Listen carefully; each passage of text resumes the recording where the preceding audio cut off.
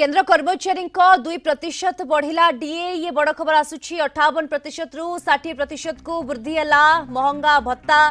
केंद्र कैबिनेट महंगा भत्ता वृद्धि प्रस्ताव को मंजूर करिछि। पिछला भाबे वर्धित महंगा भत्ता जनवरी 1 रु लागू हेबो। उभय केंद्र सरकारी कर्मचारी और पेंशन भोगी उपकृत होई परिबे।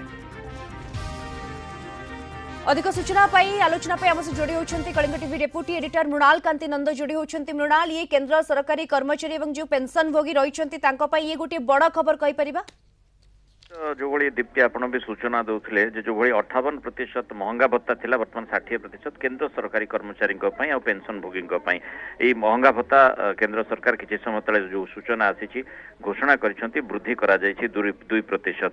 विशेषकर जमी आप जानते मुद्रास्फीति आधार रे जो महंगा भत्ता को हिसाब को अणा जाए मुद्रास्फीतिर यदि आम मार्च कथा कहवा जो भाई सीपीआई जो माने कंज्यूमर प्राइस इंडेक्स रही खुचरा मुद्रास्फीति 3.40% रही जहाँकि फेब्रुआरी मासरे 3.21% रही तेणु महंगा भत्ता से आधार रे हिसाब जेहेतु करा जेहेतु